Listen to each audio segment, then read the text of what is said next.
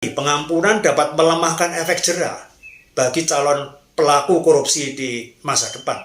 Para koruptor bisa merasa bahwa mereka dapat lolos hanya dengan mengembalikan hasil korupsi. Dan korban utama dari korupsi adalah rakyat, terutama karena dana publik yang disalahgunakan. Memberikan pengampunan tanpa hukuman itu dapat dipandang sebagai ketidakadilan bagi masyarakat. Dari perspektif konstitusi dan HAM, kebijakan ini harus sejalan dengan prinsip negara hukum atau rule of law. Dalam negara hukum, semua orang harus setara di hadapan hukum. Pemberian pengampunan yang diskriminatif hanya untuk koruptor yang mau mengaku itu bisa bertentangan dengan pasal 27 Undang-Undang Dasar 45 tentang persamaan di muka hukum.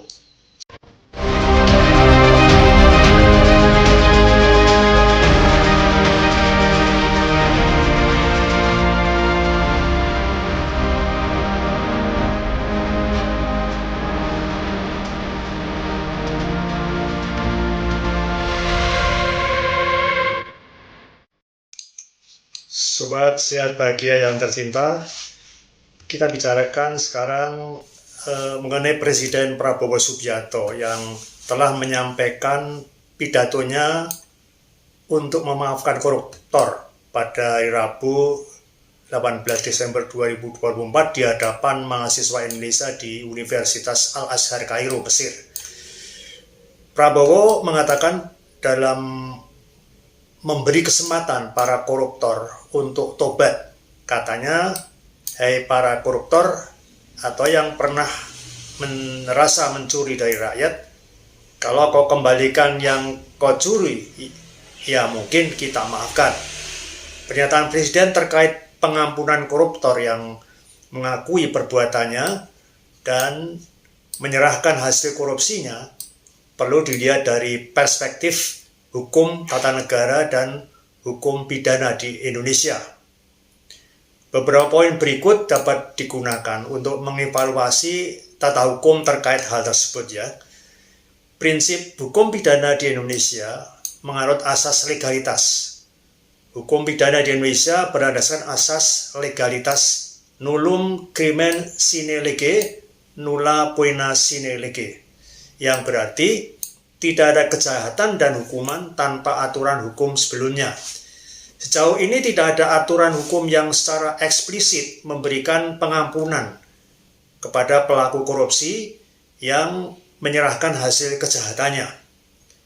Undang-Undang Nomor 31 Tahun 1999 dan Undang-Undang Nomor 20 Tahun 2001 tentang pemberantasan tindak pidana korupsi menetapkan sanksi tegas termasuk hukuman pidana penjara, denda, hingga penyitaan harta.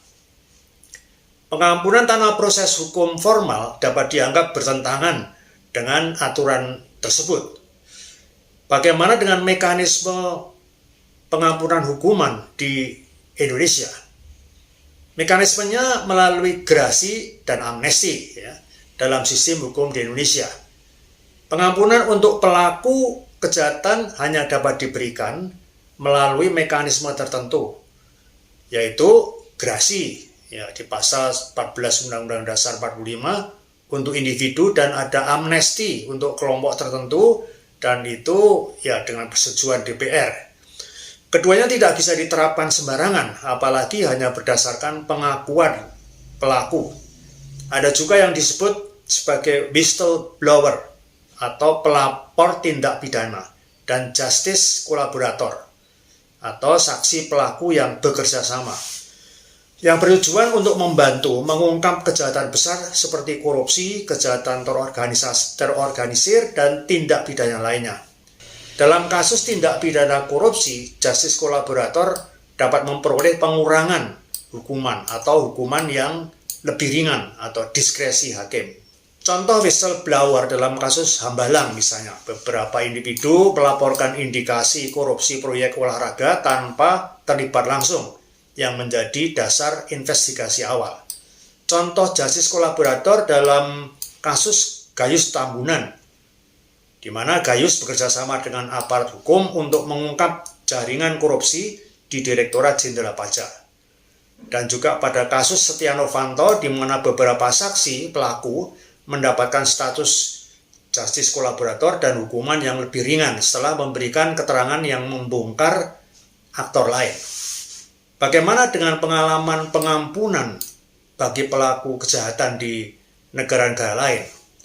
Beberapa negara itu memiliki kebijakan yang memungkinkan pelaku kejahatan termasuk koruptor itu mendapatkan pengurangan hukuman atau bahkan pengampunan dalam konteks tertentu.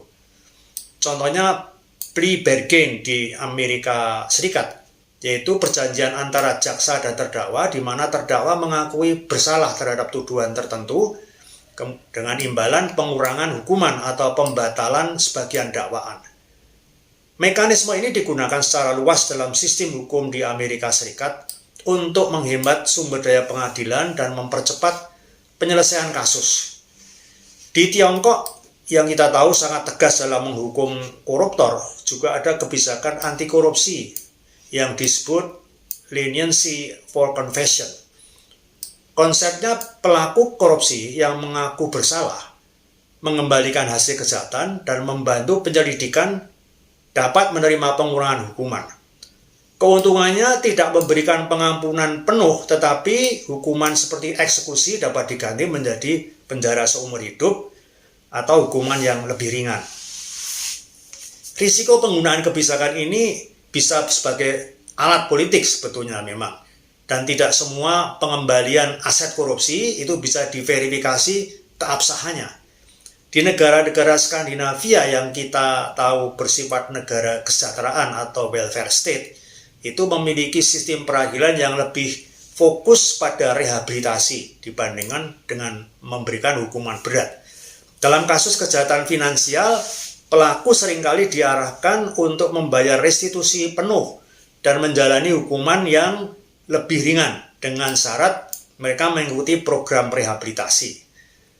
Kembali kepada pernyataan Presiden Prabowo yang tentang pengampunan hukuman bagi koruptor, bagaimana implikasi hukum dan etikanya?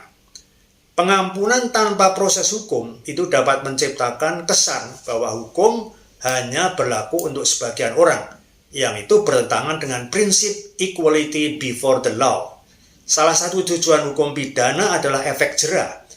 Jika negara memberikan pengampunan penuh, itu dapat melemahkan efek jera dan akan berpotensi memotivasi pelaku lain untuk mencoba korupsi dengan asumsi risiko hukuman yang rendah.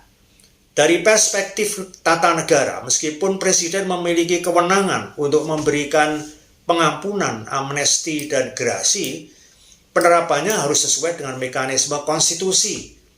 Mengampuni koruptor tanpa proses hukum itu dapat menimbulkan ketidakpercayaan terhadap sistem hukum dan pemerintahan. Dan langkah ini berisiko melemahkan semangat memberantas korupsi yang selama ini dijalankan dengan amat sulit oleh lembaga seperti KPK. Dari perspektif hukum pidana, korupsi adalah kejahatan luar biasa atau extraordinary crime. Dalam hukum pidana, korupsi biasanya dihukum berat untuk menciptakan efek jera. Ketentuan ini didukung oleh prinsip non-impunity atau tidak boleh ada kekebalan hukum. Memang dalam sistem hukum pidana Indonesia, pengakuan dan pengembalian kerugian negara itu bisa menjadi alasan meringankan hukuman di pasal 6 KUHP. Namun hal ini tidak otomatis menghapus pidana, melainkan menjadi pertimbangan hakim dalam menentukan hukuman.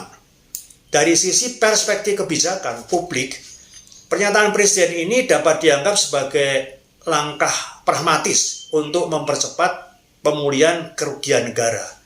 Namun, yaitu tadi, pengampunan dapat melemahkan efek jera bagi calon pelaku korupsi di masa depan.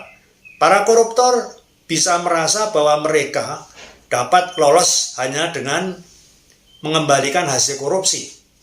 Dan korban utama dari korupsi adalah rakyat, terutama karena dana publik yang disalahgunakan.